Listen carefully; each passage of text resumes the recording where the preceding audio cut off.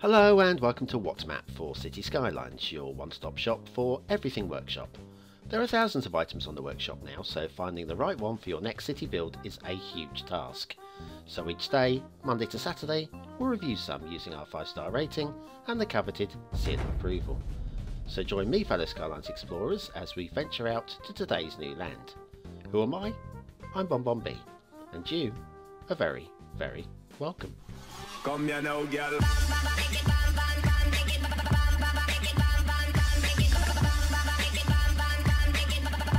Hello and welcome to What's Map, your one-stop shop for everything workshop. BonBon here, how you doing? Now, quick apology for all those people that were hoping for my new series of Merrick Style Evolution to start this week. I'm just not finding the time to crack on with that one. There are other things happening, like, of course, tonight at 6 o'clock we have Friday Fever, my Let's Play on Transport Fever, so hopefully you can join me then for that. Okay, right, now today it's request day and my BonBon buddies over on Patreon have voted in this one. It's got a 5-star thumbnail, I must say. I really like that. Kuovio by Sion Tompa. This is a fictional area based within Finland, and I quite like the shape of the terrain from above. There's your start square. There's no intersection there, which is a little bit of a pain. We'll discuss that in a minute. The resources look like a watercolour painting. And off to the workshop. Now the workshop, this is a very vanilla map. In fact, it's more vanilla than it ever was, because it used to have the requirement for mass transit, which has now been removed, so basically it's completely vanilla. Alright, off to the outside of the map. Now, I've got to be honest, the creator hasn't worried too much about often the fog. Like, here we are in a huge valley, and the roads out this far out are poor. They do get better as we get towards the 25 tiles, but that's the whole point of the fog. It's to hide the ugly bits that you don't really want to be seen, like the connections and things like that. So I can't really downgrade them too much on that, because that was their intention. But if you're an 81 tile player, well, you're not going to like the outside of the map on this particular map. Got some slight road glitching between the two highways here, where we're built on a slight slope, but not much you can do there without completely re-terraforming and ripping up the roads and doing it again, if you're that worried about it. And then we reach our first intersection. Now, it's a vanilla cloverleaf, and the ramps aren't normally too bad, apart from we're built on a bit of a slope, and those ramps are a little bit steep. We've also got a little bit of traffic problem crossing across 2 lanes to get up and out and over. Now, that is something that's going to need to be fixed. We will look at that in a little bit more detail in a minute, though. Let's head off towards the headland and the main build locations. We reach our second and third intersections, which are right on top of each other. And while this at first glance appears to be really nice, that is a traffic nightmare waiting to happen. That little stretch of highway there is not really long enough for the traffic to sort itself out.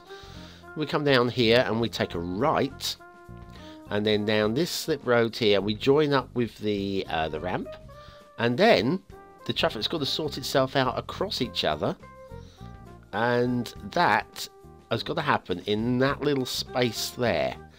I could just see that as being really problematic, I'm afraid. Good thing I've got some traffic management tutorials en route, and hopefully they'll be out on Sunday with any luck. Now, we've got a bit of a slope there. It's not too steep, actually. I don't know why I'm looking at that one. I think we can let that one go, especially within the context of the game. That's not too bad. Okay, now, so the roads, in general, are not bad, are they? Come on, let's face it. Along here, I mean, we're well away from the fog now, and they're not bad. They're for a vanilla, that's not bad. Come on, be fair. Be fair, don't be grumpy. Right, okay, we're down at the start square location now. This is where we could do with an intersection. Because if this is a vanilla map and we're playing vanilla rules, building an intersection is just adding extra cost to your start square location. And I feel that we just kind of like need a little bit of a head up, a little bit of a head start. And that would have been quite helpful. Okay, we head back down towards our double wishbone here, which is right here. We've already had a good look at that one, so what we can do is we'll ignore that. We'll loop around this way, the main route again. Goes past the deserted factory. There's a couple of things to look at here, which we'll do on after our asset review break, of course. And here, this is the cloverleaf. Let's have a quick look there at that full headland and the traffic routes. I kind of like that, apart from like the intersections being too tight in with each other. I kind of like that. Now the traffic, this is a problem, right? First of all, the bridge before the traffic. Perfect bridge, fairly happy with that. The slopes aren't too steep, but the traffic is tailing back badly. And we've only just started the map up. It's all being caused, like I say, with the traffic crossing over the 2 lanes there, and this is with no city build. You imagine the traffic trying to get into the city. Not so clever, and it tails right back. I mean, seriously, we're almost into the fog now. That's very, very worrying, I'm afraid. And you can see the road's been gouged into the mountains here. See the way the trees are clinging on for dear life? Well, that's just looks like they were placed before the road was put through, and the road has just dropped it down, and it looks awful, I'm afraid. But anyway, the roads, the roads were okay, charismatic, but okay, except for off in the fog. The rail, however, I'm afraid the rail is pretty poor. First of all, we've got this up and over, and it's kind of within game tolerance, I guess. That's at least 2 clicks there. This to me looks like 2 clicks, but only just. And then we hit ground, and then we're up in the air again. And then straight after that, we're coming down very steeply with a bump and then a double bump. Immediately climbing up a hill. And then bearing around. This could be a cutting right here, I would suggest. And then this next bit, it's just so steep that it's gone elevated. Oh, my word. My word. Honestly, I'm afraid the rail just looks like it's been drawn out in a hurry. I know roughly what path I want to take, says the creator, and then just drops it down. Oh, it's a train. Where are you going? That's a loop back. Now that is a bit of a clue to there being more than one exit on this line. Something to look forward to. Let's head off and find out where this actually leads to, and why the train's got to go all the way into our loop back before it can get back out again. Could be interesting. Okay, then we head down towards the river, and we've gone elevated again, and I see another train. 2 trains. Bit steep here, I'm afraid, again. Oh dear, oh dear, oh dear, oh dear. And then under the road. Now, once again, we are now into the fog, so I don't mind too much the lack of detail. We'll switch the fog off so you can see it though.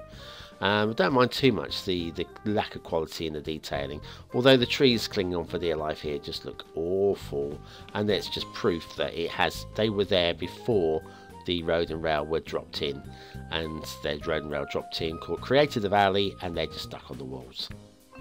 Anyway, here we are. There's 4 branches of the rail, so we've got 4 rail connections, but also we've got the same with the roads.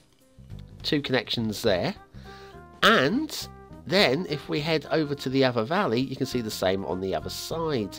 So we actually have 4 highway connections as well, which was a bit of a surprise if I'm honest. Okay, time for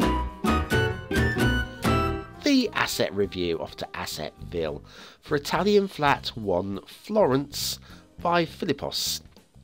Now, Florence, for those of you not in Europe, this is in Italia. I like this building. I think I would like the texturing to be slightly more acute. It's just a little bit blotchy. My biggest problem with this isn't actually though the texturing, it's its name. I had to actually shut down the game and reload it because I couldn't find this. I knew I wanted to review it. I couldn't find it. Oh, sorry, I'm missing a chimney pot on the top here as well. That's my bad, I'm afraid. But anyway, I couldn't find it. I searched for Italian Flat 1, I searched for Florence, and using Find It, I eventually found it by searching for Philippos. So yeah, if you want to use that, be searching for Philippos in Find It mod, or just using Natural Growth, whichever. Italian Flat One, Florence by Philippos. I quite like it. I do quite like it. Anyway, that's enough of that. Off to Themington Island for the theme and LUT review. And of course today we are looking at the autumn theme by FSF Ranger with the Hot Desert LUT. And we are doing factoids. Opens me book. We might squeeze 3 in today maybe. What do you think? Dinosaurs used to suffer from tooth decay. And probably, they were probably scared of the dentist. And I would be too. In fact, I am. Damn dentist. Now, we've got another plague factoid here. I don't know how much truth is in this one, as the last one was pointed out to be a urban myth. Eau de Cologne was invented as protection against the plague. And last one for today. Eskimos use refrigerators to prevent their food from freezing. Do they? Do they? Do they actually have PowerPoints in igloos? I've got no clue.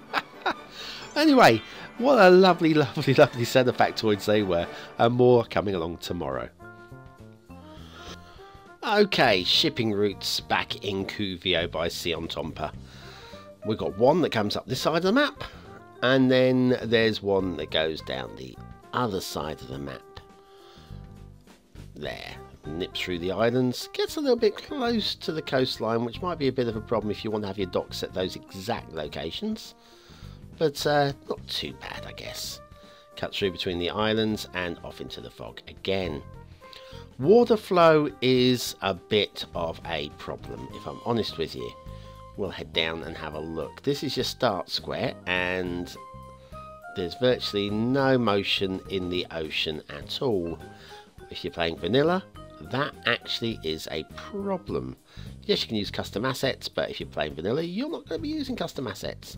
A little bit of water coming around the headland there, pushing your sewage towards your start square, no less. We'll head up here and have a quick look around here. We've got virtually no motion around here at all. We do have a little bit of a water source going on up there, which is just off in the fog. And then up in the fog this way, we've got a couple of rivers, which have got a good deal of water flow, but once again, out in the fog. And the most motion I could find is between these islands here, with the water being forced through around the headland there. And once again, that's just outside of the 25 as well.